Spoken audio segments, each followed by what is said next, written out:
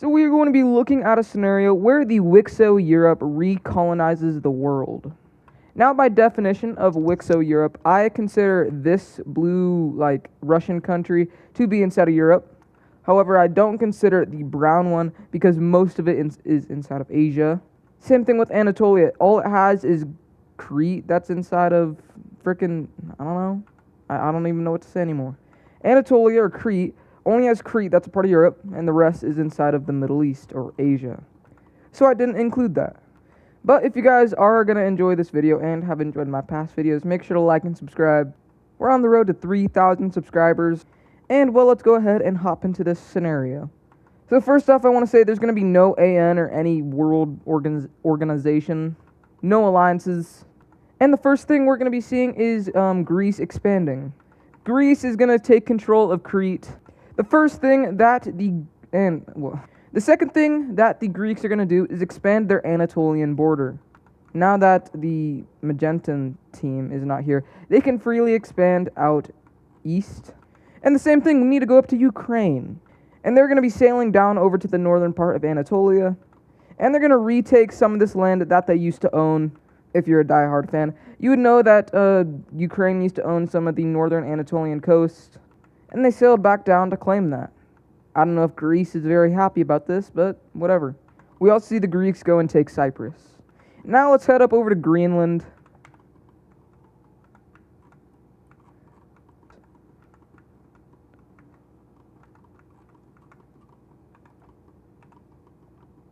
But then we see a Norwegian landing, and we actually see Norway and Ireland deciding to work out a peace deal to split up Greenland, in which they drop this with Ireland getting most of the western parts, and Norway gets the eastern parts.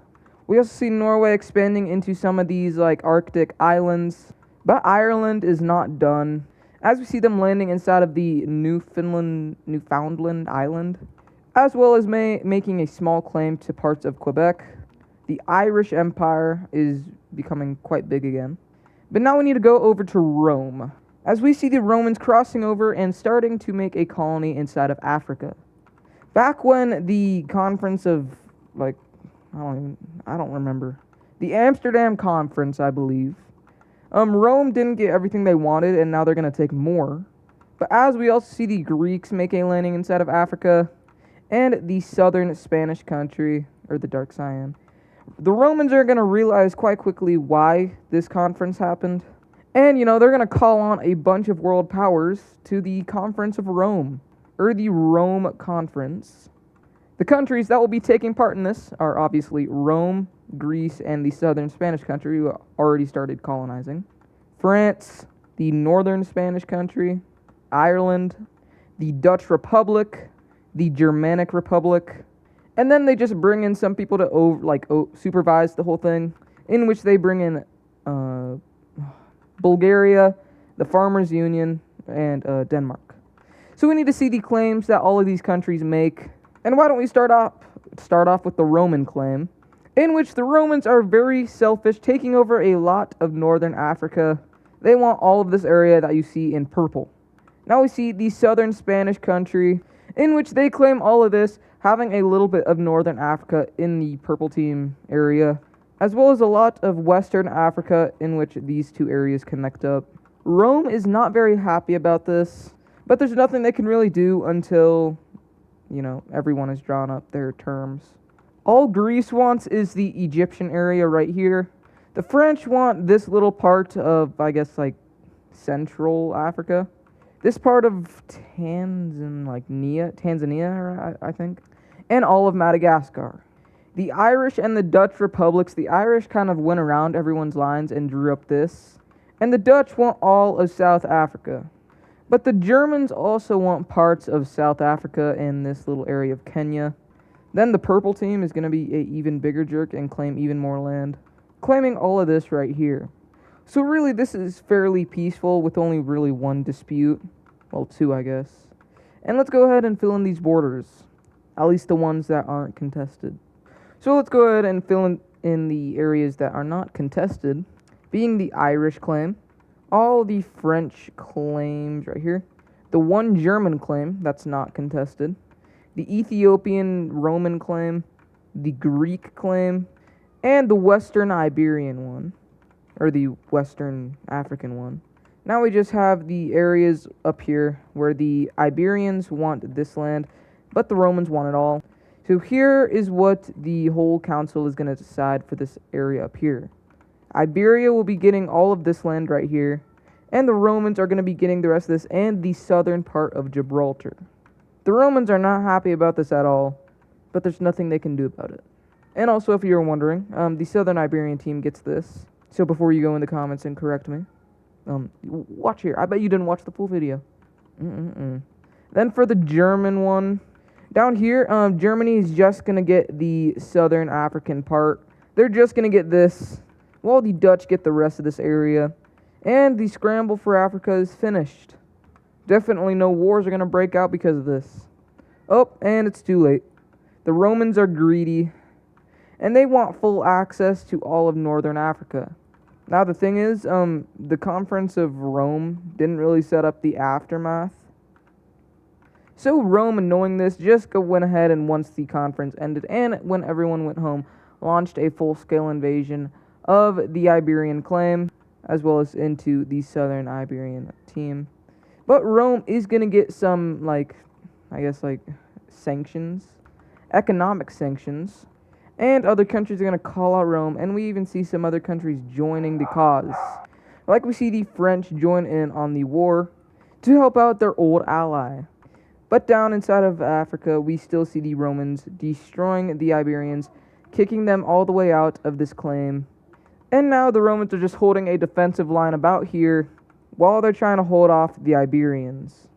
The Dark Scion team is going to take over these islands right here, as we see the French continue to move into these newly annexed Dutch areas.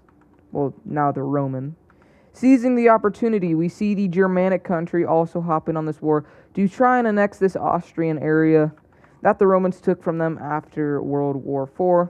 Now the Romans pulling some armies up from Africa. We see them pushing back the French, pushing them back quite well actually.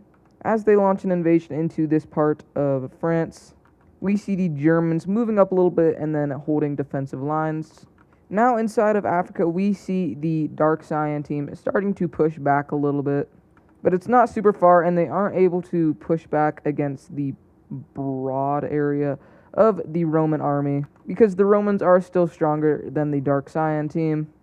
But as the Dark Scion team manages to make a landing inside of the southern part of Sardinia, eventually taking over the whole thing, we see the Romans offering peace over to the Southern Iberians, and they go ahead and take it. And let's go ahead and look at a peace treaty. The first thing we see is the Romans annexing all of these northern areas, finally uniting all of northern Africa underneath the Roman name. But Rome does lose out on these Spanish islands, and they lose out on this Austrian area. But the Romans got most of what they wanted, and they didn't really care much for this newly annexed area up over here, so they just gave it away. Moving over to the Russian country, we see them massively expanding their border up north, as there is no country up here to stop them, maybe besides like Norway.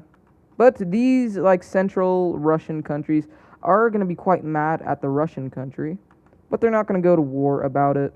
Instead, we see the yellow team expand into the Kazakh area, as well as the Dark Scion team. I guess this isn't, I don't even know what color this is. We're starting to see kind of like a Greek empire, as we see the Greeks expanding into the rest of the coastal areas of the Mediterranean, connecting up their mainland with their African land.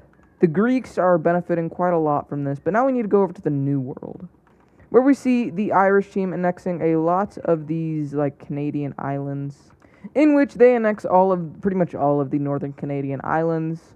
Up over inside of Denmark, we see them buying the rest of the Copenhagen Island from Norway, as this part of the Copenhagen Island wanted to join up with Denmark.